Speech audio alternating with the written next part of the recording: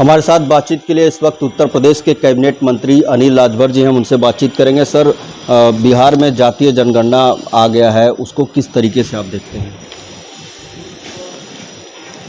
देखिए, सबसे पहले तो ये सवाल है नीतीश कुमार जी से भी और लालू जी से भी। काफी लंबे समय तक ये दोनों लोग मिलकर बिहार को चलाने का काम किए हैं। इन लोगों की सरकार रही है, ये लोग मुख्यमंत्री रहे।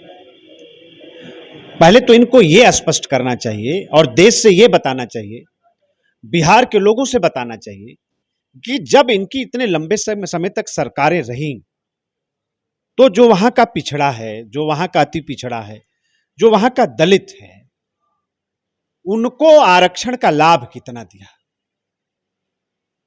सरकारी योजनाओं में उनके जनसंख्या के आधार पर कितना उनको लाभान्वित किया।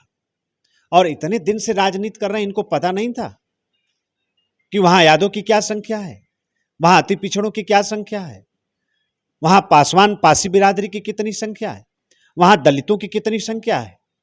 ये हवा में तीर अब तक चलाते रहे। तो देश को तो पहले ये बतावें।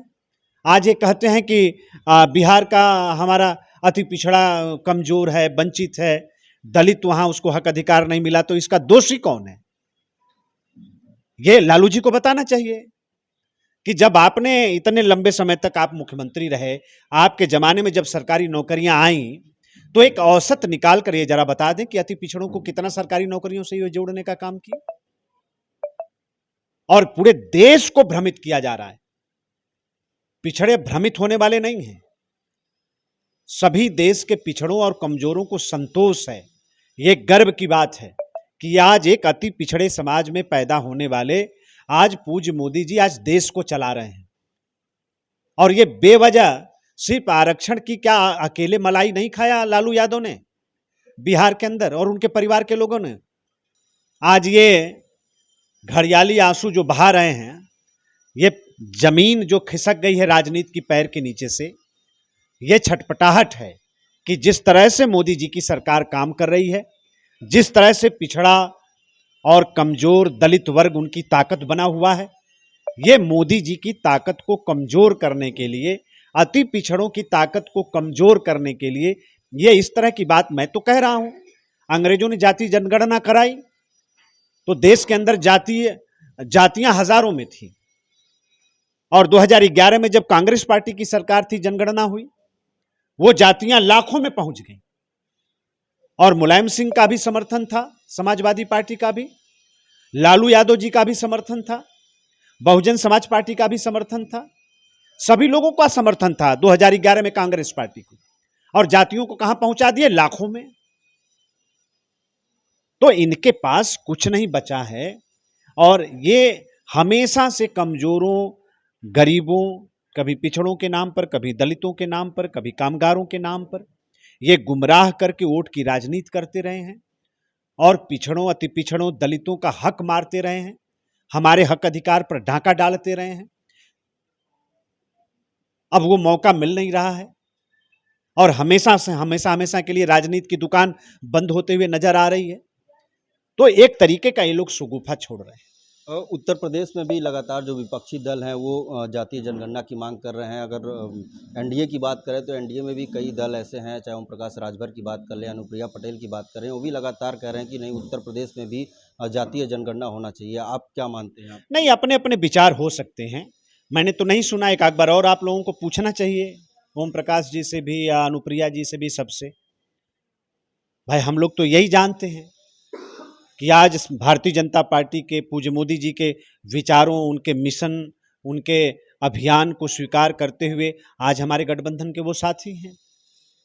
और जब जरूरत पड़ेगी, दलितों को जरूरत पड़ेगी, पिछड़ों को जरूरत पड़ेगी, कमजोरों को जरूरत पड़ेगी कि उनके जीवन को बदलने के लिए, विकास के मुख्य धारा जोड़ने से लिए जनगणना जरूरी है, तो यह फैसला मोदी जी लेंगे, फिर पिछड़ा स्वीकार करेगा। क्योंकि मोदी जी के नियत में कहीं कोई खोट पैदा नहीं हो सकती। आज वो हमारी लड़ाई लड़ रहे हैं और ये इन तो हमेशा के लिए ये बात प्रमाणित है कि आज जितने भी जाति जनगणना की बात कर रहे हैं, इन सभी लोगों ने पिछड़ों को धोखा दिया है, कमजोरों को धोखा दिया है, उनका गला दबाने का काम किया है, उनका हक मारने का काम किया है। आज जितने ये नौटंकी कर रहे हैं, लोकसभा चुनाव नज़दीक है, ऐसे में अखिलेश यादव दलित सहभोज कर रहे हैं। क्या लगता है उत्तर प्रदेश में इसका कितना प्रभाव रहेगा? दलित वोट बैंक जो है। देखिए समाजवादी पार्टी के चेहरे कई बार दलितों के बीच में बेनकाब हुए हैं। दलित बहुत अच्छी तरीके से समझता है कि ये जो राजनीति की नौटंकी समाजवादी पार्टी कर रही है, इनके चरित्र में, इनके कथनी और करनी में कितना बड़ा फर्क है। देश की पार्लियामेंट के अंदर दलितों को प्रमोशन में आरक्षण मिले, उस बात की प्रतियां जब लोकसभा के अंदर बट रही थी तो उसको फाड़ने वाले कौन थे? समाजवादी पार्टी के लोग थे, यही लालू थे। और शरद जी गुजर गए, वो थे। अध्यक्ष के सिंहासन तक पहुंच गए लोग विरोध करने के लिए दलितों का। तो दलित इन सब बातों को बहुत अच्छी तरीके से जानता है, इन लोगों के नौटंकी में फंसने उसने वाला नहीं है। एक आखिरी सवाल, लोकसभा चुनाव नज़दीक है, ऐसे में राहुल गांधी अब जो है मंदिर मंदिर घूम रहे हैं। खबर ये सामने आ रही है कि कहीं ना कहीं जो अयोध्या राम मंदिर है उसमें भी दर्शन पूजन करने के लिए राहुल गांधी पहुंच सकते हैं। तो क्या लगता है ये सब नकली हिंदू हैं और ये सब नकली सनातनी हैं। सनातनी होने का ढोंग करते हैं। कभी अपने पारिवारिक हिस्ट्री के बारे में तो राहुल गांधी को कहते हुए आपने सुना नहीं होगा। कभी इन बातों को भी कह दें देश की जनता के सामने।